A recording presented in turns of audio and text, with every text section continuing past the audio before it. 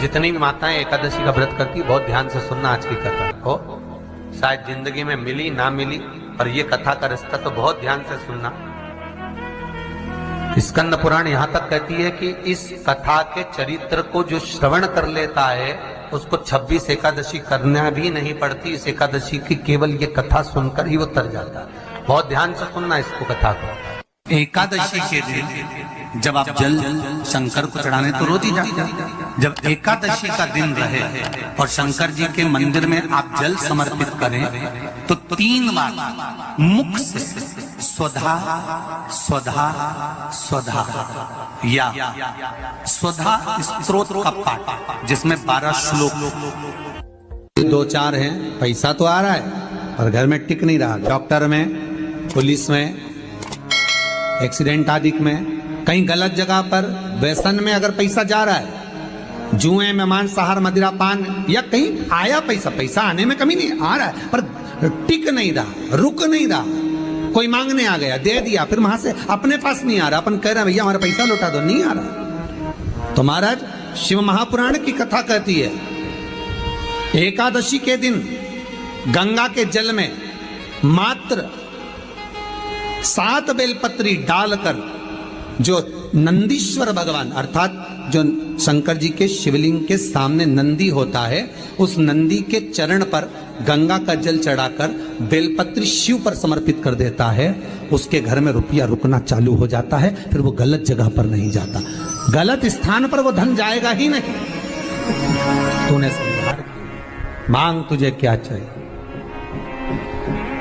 एकादशी ने भगवान विष्णु से कहा, नाथ प्रभु वर दे दो, मृत्यु लोक में जो मनुष्य मेरा व्रत करेगा, चाहे जलचर, थलचर, वायुचर या सांसारिक मनुष्य, मेरा अगर एकादशी का व्रत करेगा, प्रभु उसके यहां धन धान्य वैभव सुख संपदा बढ़ेगी और उस जीवात्मा को नरक नहीं भोगना पड़ेगा, सीधे बैकुंठ का उसको वास मिलेगा।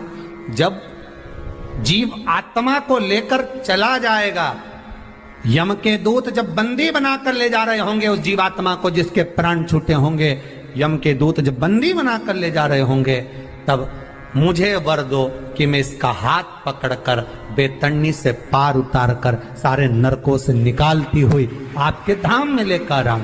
भगवान ने वर दे दिया, तथास्तु। हे एकादशी सुनो, मृत्यु लोक का मनुष्य अन्न का त्याग कर कर, क्योंकि अन्न में एकादशी के दिन पाप पुरुष रहता है, अन्न का त्याग कर कर एकादशी के दिन जो मनुष्य तुम्हारा व्रत धारण करेगा, उस व्रत को करेगा और उस व्रत को धारण करेगा, उसकी मनोकामना पूर्ण होकर वो मेरे ही धाम को जाएगा। ये तो हुआ एकादशी के जन्म की कथा। एकादशी के दिन गंगा के जल में मात्र 7 बेलपत्री डालकर जो नंदीश्वर भगवान अर्थात जो शंकर जी के शिवलिंग के सामने नंदी होता है, उस नंदी के चरण पर गंगा का जल चढ़ाकर बेलपत्री शिव पर समर्पित कर देता है, उसके घर में रुपया रुकना चालू हो जाता है। फिर वो गलत जगह पर नहीं जाता, गलत स्थान पर वो धन जाएगा ही नहीं। बेटा अगर व्यसन में पड़ा हुआ है, मदिरा पान में पड़ा हुआ है, मांसाहार में, जुए आदि में जा रहा है, तुम्हें लग रहा है कि मेरा बेटा गलत मार्ग पर जा रहा है, ये मित्र दोस्ती गलत हो रही है, वो सही जगह पर आ जाए। करना है एकादशी। कई लोग इसको धन के लिए भी करते हैं, संपदा के लिए। संपदा के लिए अर्थात जिसका व्यापार नहीं चलता, जिसके घर में पैसा नहीं आता, या नौकरी नहीं लग रही, या सर्विस नहीं लग रही, आप अप्लाई कर रहे हो, जगह जगह जाकर इंटरव्यू भी दे रहे हो और पैसा नहीं आता, तो उसके लिए भी प्रयास किया जाता है। पर उसके लिए यहाँ पर जो धन के लिए करते हैं, उसके लिए विष्णुपदी के लिए करते हैं। मतलब जैसे गंगा के जल में तुलसी के 11 पत्ते डाले जाते हैं और उसको किसी भी नारायण के मंदिर में, राम कृष्ण शिव शंकर नहीं, राम कृष्ण भगवान विष्णु दत्त आदि जितने नारायण के मंदिर है, उस मंदिर में किसी भी पात्र में, एक छोटे से पात्र में उसको भरकर रखी जाते हैं महाराज। उससे भी जॉब, सर्विस, नौकरी में सफलता प्राप्त हो जाती है। परंतु वो भी एकादशी को ही होता है। कुछ देर तक पात्र को रखा जाता है, फिर वही पात्र का जल किसी भी वृक्ष के नीचे डाल दिया जाता है, उससे भी नौकरी के लिए फायदा मिलता है। गंगा का जल कोई साधारण नहीं। दशमी, एकादशी और द्वादशी, इन 3 तिथियों पर एक रोटी में थोड़ा सा मीठा रखकर सोमक पितृ का नाम लेकर यदि गाय को खिला दिया जाता है, तो अगर कोई पूर्वज प्रेत योनि में भी पड़ा हुआ होता है, भटक रहा होता है, जिसको पिंड नहीं मिला, जो अचानक मर गया होता है, अधोगति में चले गया होता है, उस जीव की मुक्ति दशमी, एकादशी और द्वादशी, ये 3 दिन सोमक पितृ का नाम लेकर रोटी में, पूरी में मीठा रखकर अगर गाय को खिला दिया जाता है, ये 3 दिन तक, तो वो पितृ कभी भटकते नहीं है, उनको मुक्ति प्राप्त हो जाती है, मोक्ष में। नहीं, एकादशी है कौन? क्यों इसकी इतनी प्रधानता है? क्यों इसकी पुण्यता है? ऐसा क्या है एकादशी में जो इसकी पुण्यता मानी जाए? कौन है ये जो भगवान नारायण तक एकादशी का व्रत करते हैं? सुभद्रा जी को भगवान जगन्नाथ ने, जगदीश ने एकादशी का व्रत कराया था। बद्रीनारायण भगवान को माता लक्ष्मी ने एकादशी का व्रत कराया था। क्यों? चंद्रायण एकादशी व्रत की माता। एकादशी है कौन? तो कहा जिसको व्रत करने पर भगवान नारायण भी जिसका व्रत करते हो, भगवान माता लक्ष्मी जिसका व्रत करती हो, वो एकादशी है कौन? तो शास्त्र वर्णन करता है महाराज, स्कंद पुराण का सुंदर चातुर्मास्य खंड के अंतर्गत वर्णन आया है महाराज। एक बार भगवान विष्णु आनंद में विराजमान थे, पद्मावती और माता लक्ष्मी दोनों उनके पास में विराजी हुई थी। भगवान लक्ष्मी और पद्मावती दोनों बैठी, एक सिर के पास, एक चरण के पास।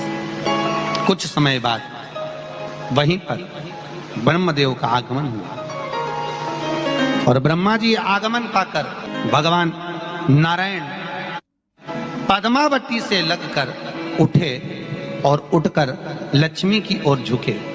झुकने पर इन तीनों के समागम से भगवान नारायण के हृदय चित्त से एक कन्या प्रकट हो गई। उस कन्या का नाम एका था।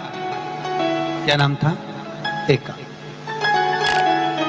अब 10 उसके गुण इतने प्रबल थे, वो 10 गुण उसके बड़े प्रबल थे कि वो एका जिसको निहारती थी उसको संपदावान बना देती थी,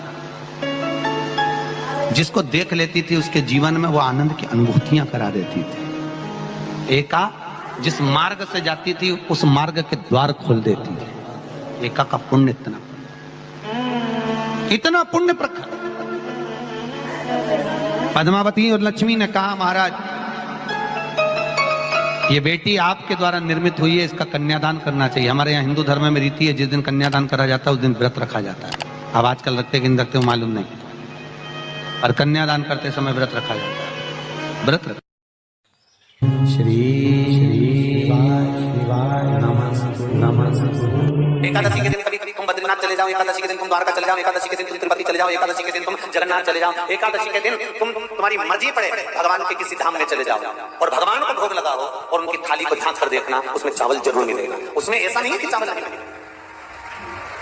बद्री नारायण में भगवान को चावल का भोग लगा हुआ मिलेगा, द्वारका में चावल का भोग लगा हुआ मिलेगा, आपको जगन्नाथ में चावल का भोग लगा हुआ मिलेगा, तिरुपति में मिलेगा, द्वारकाधीश में मिलेगा, नाथद्वारा में मिलेगा, सांवरिया सेठ में मिलेगा, काकरोली जी में मिलेगा। आप जहां जाओगे वहां पर एकादशी के दिन भगवान को चावल आएगा, क्योंकि भगवान के लिए परहेज नहीं है।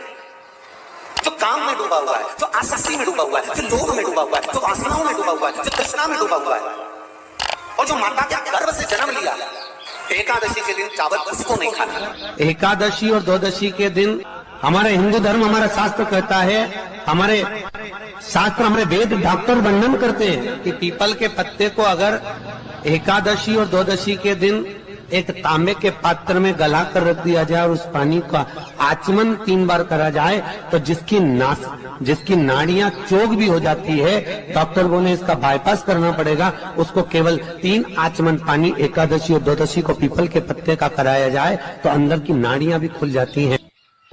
भगवान का एक नाम है अघोर। ब्रह्मा जी को दर्शन दिया, अघोर मतलब सिद्ध नाम। और बहुत ध्यान से सुनना भाई, बहुत प्रयास कर लिया आपने, कामना सिद्ध नहीं हो रही। 1 लोटा जल, एक जल का पात्र लीजिए, उस जल के पात्र को लेकर उसमें थोड़ा सा लाल चंदन डालकर बेलपत्री के वृक्ष के नीचे और देवादिदेव महादेव को चढ़ाना प्रारंभ करें। उसके बाद में एक लोटा जल स्वच्छ फिर शिव जी को श्री शिवाय नमस्तु की हम बोलकर आपकी कामना कहकर भगवान शिव पर अघोरेश्वर महादेव का नाम लेकर आप चढ़ाना प्रारंभ करिए। बाबा आपका कार्य 3 महीने के अंदर पूर्ण कर देगा, सफल। बेलपत्र होते हैं, उसकी इसको छेद तो करते नहीं है सुई से, बेलपत्र की डंडी को बांधते जाओ 108 बेलपत्र की माला बना लो और माला बनाकर भगवान शंकर के गले में शंकर के शिवलिंग को जो चढ़ा देता है उसकी मनोकामना भगवान शंकर पूरी कर दे। 108 बेलपत्र की माला बनाकर शंकर भगवान को समर्पित करी जाती है। माता लक्ष्मी ने भगवान विष्णु को पाने के लिए तुलसी की माला बनाकर समर्पित करी थी, जैसे सती ने शिव को पाने के लिए, कामना को पूर्ण करने के लिए। शास्त्र कहता है घर के बुजुर्गों को, घर के बड़ों को, जेठ जेठानी हो, सास ससुर हो, घर में जो तुम्हारी उम्र से बड़ा हो, उसको आज पीला फूल या पीली चने की दाल या पीला वस्त्र, कुछ भी पीली सामग्री आज घर के बड़ों को देना चाहिए। क्यों देना चाहिए? तो शिव महापुराण की कथा कहती है कि जो शुक्ल पक्षी की एकादशी के दिन पीली वस्तु का दान दे देता है, घर के किसी ब्राह्मण को देने नहीं जाना, किसी मंदिर में देने नहीं जाना, आपके ही घर में, आपके ही घर के बड़ों को किसी भी पीली चीज का दान कर सकते। फूल हो, मिठाई हो, कोई अनाज हो, कोई वस्त्र हो, पीली वस्तु का दान दे दे। क्यों होगा? क्या होगा उससे? शिव महापुराण की कथा कहती है उससे जिंदगी में कभी बड़ी बीमारी प्रवेश नहीं करती। सनातन धर्म कहता है। हर हर महादेव। हमारे चैनल पे आप सभी का स्वागत